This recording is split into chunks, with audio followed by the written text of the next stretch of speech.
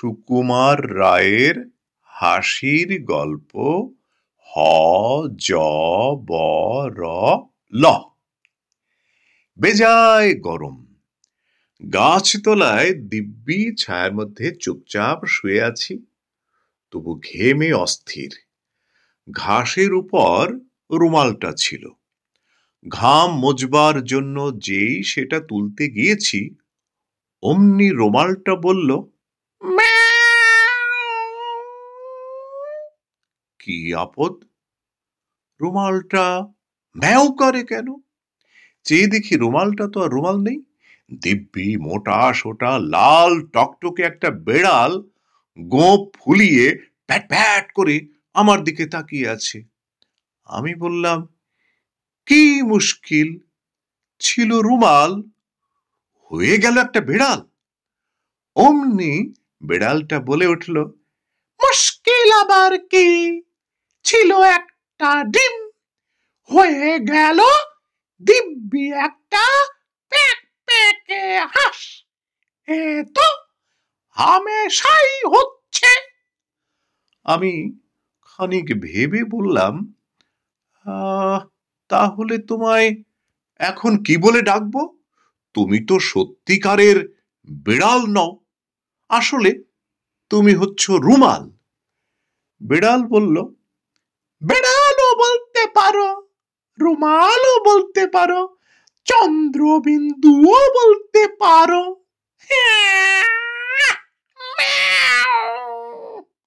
আমি বললাম, চন্দ্রবিন্দু কেন? শুনে বিড়ালটা, তাও জানো না, বলে এক চোখ বুজে ফ্যাঁচ ফ্যাঁচ করে বিশ্রী রকম হাসতে লাগলো। আমি ভারী অপ্রস্তুত হয়ে গেলাম। মনে হলো ওই চন্দ্রবিন্দুর কথাটা নিশ্চয়ই আমার বোঝা উচিত ছিল। তাই থতমত খেয়ে তাড়াতাড়ি বলে ফেললাম, ও হ্যাঁ হ্যাঁ, বুঝতে পেরেছি। বিড়ালটা খুশি হয়ে বলল, হ্যাঁ, এ তো বোঝাই যাচ্ছে।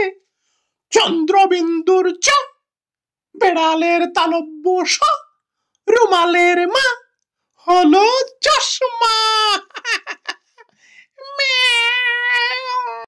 কেমন হলো তো? আমি কিছুই বুঝতে পারলাম না, কিন্তু পাছে বিড়ালটা আবার সেই রকম বিশ্রী করে হেসে ওঠে, তাই সঙ্গে সঙ্গে হু হু করে গেলাম। তারপর বিড়ালটা খানিকক্ষণ আকাশের দিকে তাকিয়ে হঠাৎ বলে উঠল, গরম লাগে তো তিব্বত গেলেই পারো। আমি বললাম, বলা ভারী সহজ, কিন্তু বললেই তো আর যাওয়া যায় না। বিড়াল বলল, কেন, সে আর মুশকিল কি? আমি বললাম, কি করে যেতে হয় তুমি জানো? বিড়াল এক গাল হেসে বলল, তার জানি নে, কলকাতা, ডায়মন্ড হারবার, রানাঘাট, তিব্বত, বেশ সিধে রাস্তা, সোয়া ঘন্টার পথ গেলেই হলো। আমি বললাম, তাহলে রাস্তাটা আমায় বাতলে দিতে পারো? শুনে বিড়ালটা হঠাৎ কেমন গম্ভীর হয়ে গেল। তারপর মাথা নেড়ে বলল, ওহ, সে আমার কর্ম নয়। আমার গেছো দাদা যদি থাকতো, তাহলে সে ঠিক ঠিক বলতে পারত। আমি বললাম, গেছো দাদাকে? তিনি থাকেন কোথায়? বিড়াল বলল, গেছো দাদা আবার কোথায় থাকবে, গাছে থাকে। আমি বললাম, কোথায় গেলে তার সঙ্গে দেখা হয়? বিড়াল খুব জোরে মাথা নেড়ে বলল, সেটি হচ্ছে না, সে হবার জন্যেই। আমি বললাম, কিরকম? বিড়াল বলল, সে কিরকম জানো? মনে করো তুমি যখন যাবে উলুবেড়ে তার সঙ্গে দেখা করতে, তখন তিনি থাকবেন মতিহারি। যদি মতিহারি যাও, তাহলে শুনবে তিনি আছেন রামকৃষ্ণপুর। আবার সেখানে গেলে দেখবে তিনি গেছেন কসিম বাজার কিছুতেই দেখা হবার জন্যে। আমি বললাম, তাহলে তোমরা কি করে দেখা করো? বেড়াল বলল, সে অনেক হাঙ্গামা। আগে হিসেব করে দেখতে হবে দাদা কোথায় নেই, তারপর হিসেব করে দেখতে হবে দাদা কোথায় থাকতে পারে, তারপর দেখতে হবে দাদা এখন কোথায় আছে, তারপর দেখতে হবে সেই হিসেব মতো যখন সেখানে গিয়ে পৌঁছাবে তখন দাদা কোথায় থাকবে, তারপর দেখতে হবে। আমি তাড়াতাড়ি বাধা দিয়ে বললাম, সে কিরকম হিসেব? বিড়াল বলল, সে ভারী শক্ত, দেখবে কিরকম। এই বলে সে একটা কাঠি দিয়ে ঘাসের উপর লম্বা আঁচড় কেটে বলল, এই মনে করো গেছো দাদা। বলেই খানিকক্ষণ গম্ভীর হয়ে চুপ করে বসে রইল। তারপর আবার ঠিক তেমনি একটা আঁচড় কেটে বলল, এই মনে করো তুমি। বলে আবার ঘাড় বাঁকিয়ে চুপ করে রইল। তারপর হঠাৎ আবার একটা আঁচড় কেটে বলল, এই মনে করো চন্দ্রবিন্দু। এমনি করে খানিকক্ষণ কিভাবে আর একটা করে লম্বা আঁচড় কাটে আর বলে, এই মনে করো তিব্বত, এই মনে করো গেছো বৌদি রান্না করছে, এই মনে করো গাছের গায়ে একটা ফুটো। এই রকম শুনতে শুনতে শেষটায় আমার কেমন রাগ ধরে গেল। আমি বললাম, দূর ছাই, কি সব আবোল তাবোল বকছে, একটু ভালো লাগে না। বেড়াল বলল, আচ্ছা তাহলে আর একটু সহজে করে বলছি, যোগ বোঝো, আমি যা বলবো মনে মনে তার হিসেব করো। আমি চোখ বুঝলাম, চোখ বুঝিয়েই আছি। বেড়ালের আর কোনো সাড়া শব্দ নেই। হঠাৎ কেমন সন্দেহ হলো। চোখ চেয়ে দেখি বেড়ালটা ল্যাজ খাড়া করে বাগানের বেড়া টপকিয়ে পালাচ্ছে আর ক্রমাগত ফ্যাঁচ ফ্যাঁচ করে হাসছে। কি আর করি, গাছতলায় একটা পাথরের উপর বসে পড়লাম। বসতেই কে যেন ভাঙা ভাঙা মোটা গলায় বলে উঠল, 7 দুগুণে কত হয়? আমি বললাম, এই আবার কে রে? এদিক ওদিক তাকাচ্ছি, এমন সময় আবার সে আওয়াজ হলো, কই জবাব দিচ্ছ না যে? 7 দুগুণে কত হয়? তখন উপর দিকে তাকিয়ে দেখি একটা দাঁড় কাক স্লেট পেন্সিল দিয়ে কি যেন লিখছে আর একবার ঘাড় বাঁকিয়ে আমার দিকে তাকাচ্ছে। আমি বললাম, 7 দুগুণে 14। কাকটা অমনি দুলে দুলে মাথা নেড়ে বলল, হয়নি হয়নি, ফেল।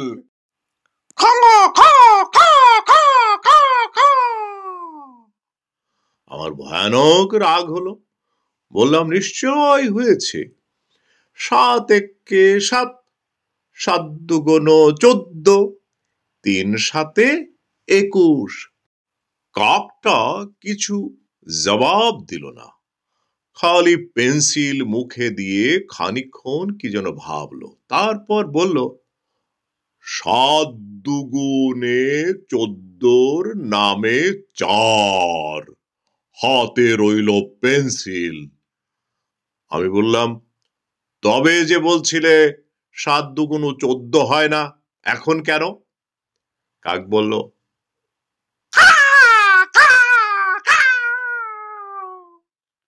তুমি যখন বলেছিলে তখনও পুরো 14 হয়নি, তখন ছিল 13 টাকা 14 আনা 3 পাই। আমি যদি ঠিক সময় বুঝে ধাঁ করে 14 লিখে না ফেলতাম তাহলে এতক্ষণে হয়ে যেত 14 টাকা 1 আনা 9 পাই। আমি বললাম, এমন আনাড়ি কথা তো কখনো শুনিনি। 7 দুগুণ যদি 14 হয় তা সে সবসময়ই 14, 1 ঘন্টা আগে হলেও যা, 10 দিন পরে হলেও তাই।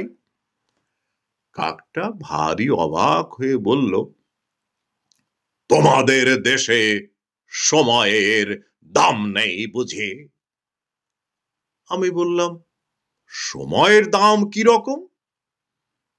কাক বলল, এখানে কদিন থাকতে তাহলে বুঝতে। আমাদের বাজারে সময় এখন ভয়ানক মাগ্গি। এতটুকু বাজে খরচ করবার জো নেই। এই তো সেদিন খেটে খুঁটে চুরি চামারি করে খানিকটে সময় জমিয়েছিলাম, তাও তোমার সঙ্গে তর্ক করতে অর্ধেক খরচ হয়ে গেল। বলে সে আবার হিসেব করতে লাগলো। আমি অপ্রস্তুত হয়ে বসে রইলাম। এমন সময় হঠাৎ গাছের একটা ফোকর থেকে কি যেন একটা শুরুত করে পিছলিয়ে মাটিতে নামলো। চেয়ে দেখি 1.5 হাত লম্বা এক বুড়ো, তার পা পর্যন্ত সবুজ রঙের দাড়ি, হাতে একটা হুঁকো, তাতে কলকে টলকে কিচ্ছু নেই, আর মাথা ভরা টাক, টাকের উপর খড়ি দিয়ে কে যেন কি সব লিখেছে।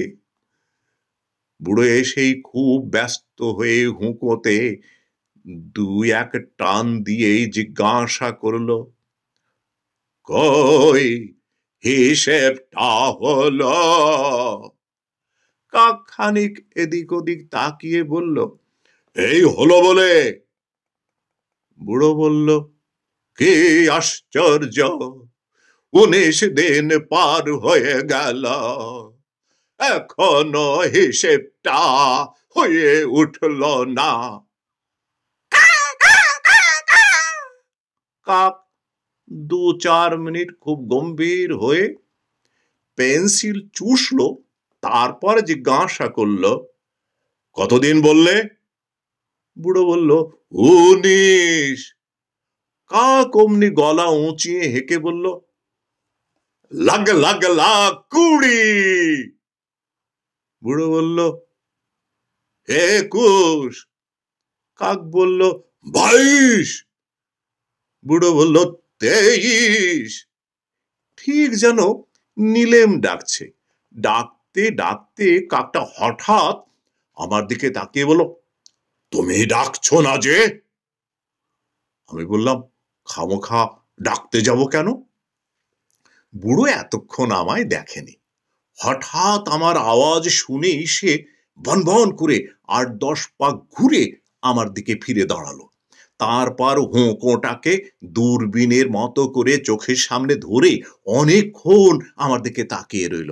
তারপর পকেট থেকে কয়েকখানা রঙিন কাঁচ বের করে তাই দিয়ে আমায় বারবার দেখতে লাগলো।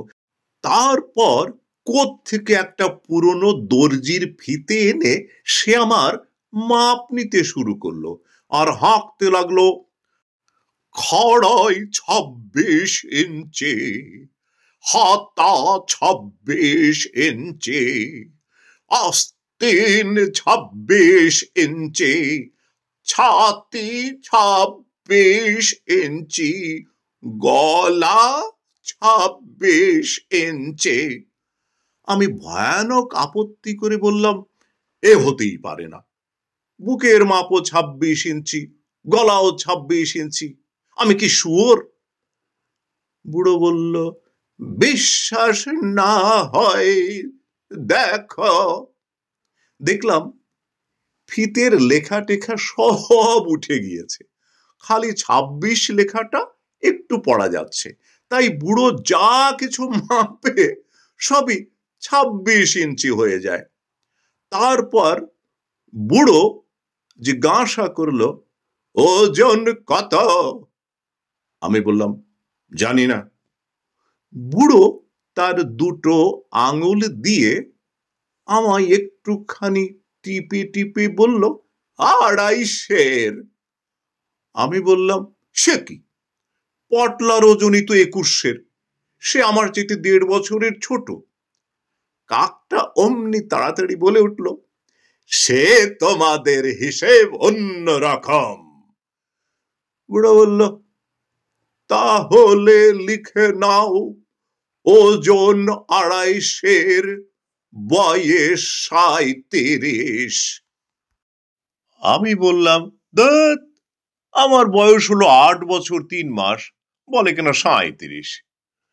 বুড়ো খানিকক্ষণ কি যেন ভেবে জিজ্ঞাসা করলো, বাড়তে না কমতে? আমি বললাম, সে আবার কি? বুড়ো বলল, বলি বয়সটা এখন বাড়ছে না কমছে? আমি বললাম, বয়স আবার কমবে কি? বুড়ো বলল, তা নয় তো কেবলই বেড়ে চলবে নাকি? তাহলেই তো গেছি, কোন দিন দেখব বয়স বাড়তে বাড়তে একেবারে 60, 70, 80 বছর পার হয়ে গেছে, শেষটায় বুড়ো হয়ে মরি আর কে? আমি বললাম, তা তো হবেই, 80 বছর বয়স হলে মানুষ বুড়ো হবে না? বুড়ো বলল, তোমার যেমন বুদ্ধি, 80 বছর বয়স হবে কেন? 40 বছর হলেই আমরা বয়স ঘুরিয়ে দিই, তখন আর 41, 42 হয় না, 39, 38, 37 করে বয়স নামতে থাকে। এমনি করে যখন 10 পর্যন্ত নামবে, তখন আবার বয়স বাড়তে দেওয়া হয়। আমার বয়স তো কত উঠলো নামলো আবার উঠলো, এখন আমার বয়স হয়েছে 13। শুনে আমার ভয়ানক হাসি পেয়ে গেল। কাক বলল, তোমরা একটু আস্তে আস্তে কথা কও, আমার হিসেবটা চটপট সেরে নেই। বুড়ো অমনি চট করে আমার পাশে এসে ঠ্যাং ঝুলিয়ে বসে ফিস ফিস করে বলতে লাগলো, একটি চমৎকার গল্প বলবো, দাঁড়াও একটু ভেবে নে। এই বলে তার হোঁকো দিয়ে টেকো মাথা চুলকাতে চুলকাতে চোখ বুজে ভাবতে লাগলো। তারপর হঠাৎ বলে উঠল, হ্যাঁ মনে হয়েছে, শোনো। তারপর এদিকে বড় মন্ত্রী তো রাজকন্যার গুলি সুতো খেয়ে ফেলেছে, কেউ কিচ্ছু জানে না। ওদিকে রাক্ষসটা করেছে কি, ঘুমোতে ঘুমোতে হাও মাও কাও মানুষের গন্ধ পাও বলে হুড়মুড় করে খাট থেকে পড়ে গিয়েছে। অমনি ঢাক ঢোল সানাই কাশি লোক লস্কর সেপাই পাল্টান হই হই রাই রাই মার মার খাট খাট। এর মধ্যে হঠাৎ রাজা বলে উঠলেন, পক্ষীরাজ যদি হবে তাহলে ন্যাজ নেই কেন? শুনে পাত্র মিত্র ডাক্তার মক্তার আক্কেল মক্কেল সবাই বললে, ভালো কথা, ন্যাজ কি হলো? কেউ তার জবাব দিতে পারে না, সুরসুর করে পালাতে লাগলো। এমন সময় কাকটা আমার দিকে তাকিয়ে জিজ্ঞাসা করলো, বিজ্ঞাপন পেয়েছ হ্যান্ডবিল? আমি বললাম, কই না, কিসের বিজ্ঞাপন? বলতেই কাকটা একটা কাগজের বান্ডিল থেকে একখানা ছাপানো কাগজ বের করে আমার হাতে দিল। আমি পড়ে দেখলাম তাতে লেখা রয়েছে শ্রী শ্রী ভূষণ্ডী কাগায় নমঃ, শ্রী কাক্যেশ্বর কুচকুচে 41 নং গেছো বাজার, কাগিয়াপটি। আমরা হিসাবি ও বেহিসাবি, খুচরা ও পাইকারি সকল প্রকার গণনার কার্য বৈজ্ঞানিক প্রক্রিয়ায় সম্পন্ন করিয়া থাকি। মূল্য 1 ইঞ্চি 1 টাকা 1 আনা। চিলড্রেন হাফ প্রাইস, অর্থাৎ শিশুদের অর্ধমূল্য। আপনার জুতার মাপ, গায়ের রং, কান কটকট করে কিনা, জীবিত কি মৃত ইত্যাদি আবশ্যকীয় বিবরণ পাঠাইলেই ফেরত ডাকে ক্যাটালগ পাঠাইয়া থাকি।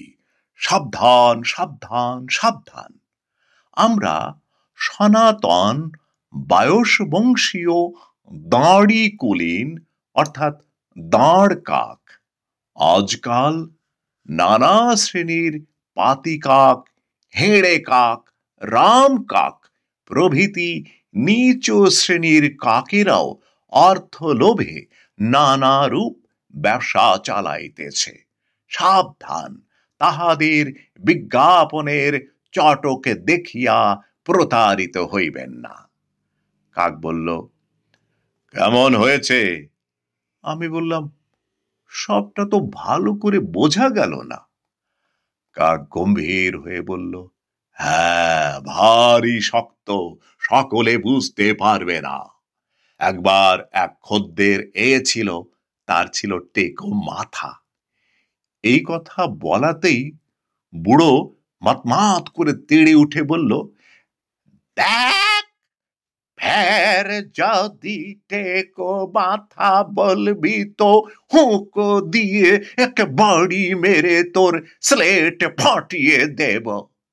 কাক একটু থতমত খেয়ে কি যেন ভাবলো, তারপর বলল, টেকো নয়, টেপো মাথা, যে মাথা টিপে টিপে টোল খেয়ে গিয়েছে।